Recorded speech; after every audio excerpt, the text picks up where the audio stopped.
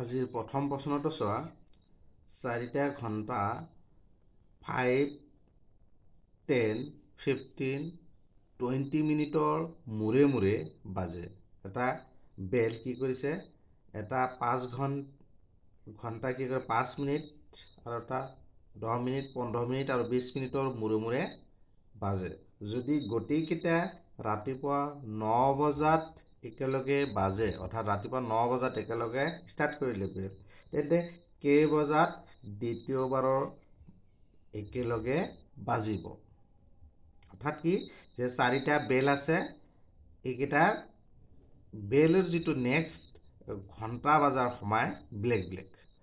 এই 4টা কি হৈছে ৰাতিপুৱা 9 বজাত একেলগে বাজিলে গতিকে নেক্সট অৰ্থাৎ দ্বিতীয়বাৰ একেলগে কেতিয়া বাজিব এইবিলাক প্ৰশ্ন কি কৰিব লাগিব আমাৰ এই যিকেইটা এই ব্যৱধান দি আছে অৰ্থাৎ এটা 5 মিনিট 10 মিনিট 15 মিনিট 20 মিনিট এইকেইটা কি উলিয়াবলৈ আমাৰ লসাগু যিটো এলচিয়াম উলিয়াব লাগিব অৰ্থাৎ কি হ'ব এইকেইটা আমাৰ এলচিয়াম 5 10 15 20 তো 5 দিলে একবাৰ তো দুইবাৰ তিনিবাৰ চাৰিবাৰ সো কি হ'ব তোমাৰ এলচিয়াম যেটো লসাগু কি হ'ব 5 * 1 * 2 * 3 * 4 কিমান হ'ব 5 * 10 3 4 * 12 120 কিমান মিনিট 120 মিনিটৰ পিছত 120 মিনিট মানে কিমান 2 ঘণ্টা অৰ্থাৎ 2 ঘণ্টাৰ পিছত 9টাৰ পৰা নেক্সট 2 ঘণ্টাৰ পিছত কি কৰিব একেলগে বাজিব অৰ্থাৎ কি 9 + 2 কিমান হ'ব 11 ৰাতিপুৱা 11 বজাত কি হ'ব নেক্সট বাজিব বুজি পালানে অৰ্থাৎ এই সি নম্বৰ অপচনটো শুদ্ধ হ'ব সো এনেকুৱা প্ৰশ্ন থাকিলে কি কৰিবা প্ৰথমতে এইকেইটাৰ যিকেইটা সময় ব্যৱধান দিছে এইকেইটা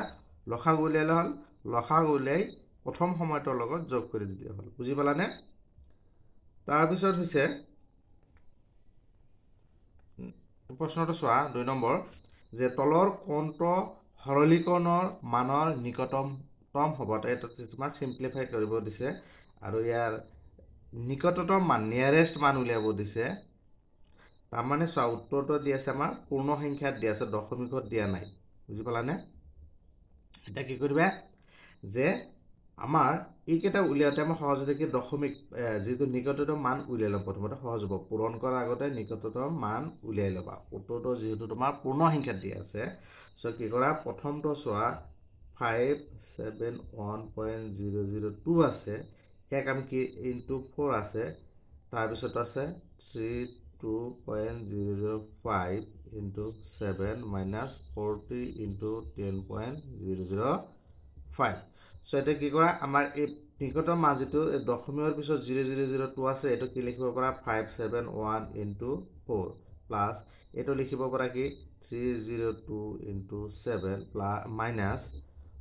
40 into 10 লিখিব পৰা বুজি পালানে এবাৰ কি কৰা পূৰণ কৰি দিয়া 4 * 4 4 7 * 28 2 থাকিল 4 5 * 20 আর 2 22 এটা হচ্ছে 7 2 * 14 এটা হচ্ছে 3 7 * 21 মাইনাস এটা 400 সো এই দুটা যোগ কৰি দিয়া কিমান 2284 এটা হ'ব 89 এটা হ'ব কিমান 34 অর্থাৎ 4398 মাইনাস কিমান 4398 minus 400 minus করা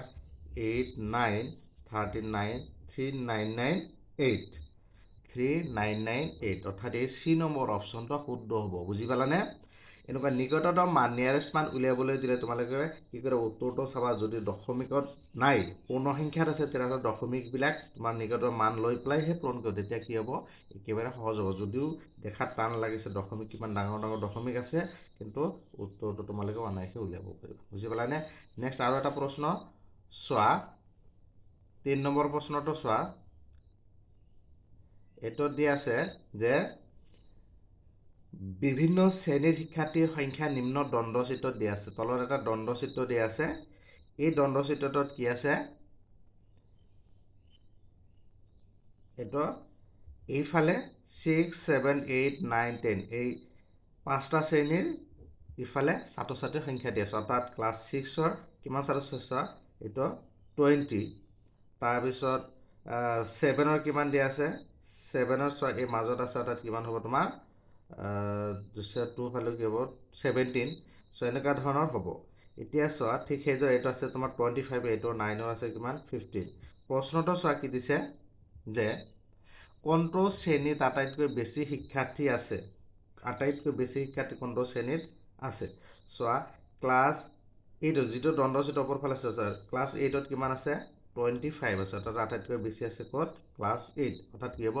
3 নম্বৰ অপচনটো শুদ্ধ হ'ব বুজি পালানে নেক্সট আৰু এটা প্ৰশ্ন চোৱা এইটোত দি আছে 4 নম্বৰ প্ৰশ্নটো চোৱা এই দশমিকৰ সমতুল্য হ'ব অৰ্থাৎ এই ভগ্নাংশটোৰ দশমিকৰ সমতুল্য দশমিকলৈ কনভাৰ্ট কৰিব তোমালোকে কি কৰিব লাগিব প্ৰথমতে এইকেইটাৰ মান উলিয়াই লোৱা ভগ্নাংশতে মান উলিয়াই লোৱা 3/25 - 1/4 প্ৰথমতে কি কৰা এইকেইটাৰ যদি এই প্ৰথমতে এই যোগ থকা দুটা যদি তোমালোকে লসাগু লোৱা যেহেতু এইটো 25 আছে আৰু 5 আছে দুটা লসাগু কিমান হ'ব 25 হ'ব সো এইটো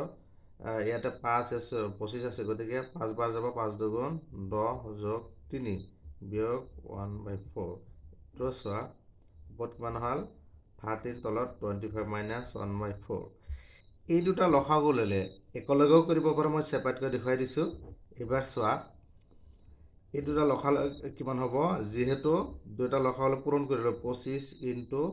4 100 হ'ব আৰু ওপৰত কিমান হ'ব এই 4 13 পূৰণ কৰিলে 4 আৰু 13 পূৰণ কৰিলে 52 মাইনাস এইটো কিমান হ'ব 25 হ'ব 25 হৈছে বুজিছে এবাৰ কি কৰা তোমালোকে বিয়োগ কৰি দিয়া বিয়োগ কৰি দিলে কিমান হ'ব 52 ৰ পৰা 12 ৰ পৰা 5 গ'লে 7 ইয়াৰ 4 ৰ পৰা 2 গ'লে 2 এবাৰ চোৱা 27/100 অৰ্থাৎ দশমিকৰ লগে লগে কিমান হ'ব 0.27 2 ঘৰ বাওঁফালে আহিব এই বি নম্বৰ অপচনটো শুদ্ধ হ'ব বুজি পালানে প্ৰথমতে কি কৰিবা তোমালোকে একেলগে লসাগুলৈও অংকটো কৰিব পাৰা একেলগে লসাগুলৈকে 100 হ'ব তাৰ পিছত তোমালোকে সৰল কৰিলে হ'ল সো এ বি নম্বৰ অপচনটো শুদ্ধ হ'ব তাৰ পিছত শেষৰ এটা প্ৰশ্ন চোৱা 480 20%ৰ সমান হ'ব সো এইখিনিৰ 20% কিমান হ'ব 480 ৰোৱা মানে হৈছে পূৰণ 20% হৈছে 20/100 এইটো সিম্পলিফাই কৰিলে হ'ল এইটো শূন্য এইটো কাটি যায় এইটো শূন্য এইটো কাটি কিমান ওলাল 48 এইটো একেবাৰে সহজ 48 বুজি পালানে সো মই আজিৰ ভিডিঅ'ত এই 5টা অতি গুৰুত্বপূৰ্ণ প্ৰশ্ন আলোচনা কৰিলো সো মোৰ পৰৱৰ্তী ভিডিঅ' মই পাবলৈ যিসকলে চেনেলটো সাবস্ক্ৰাইব কৰা নাই চেনেলটো সাবস্ক্ৰাইব কৰি নটিফিকেশ্যন বেলটো অল কৰি দিবা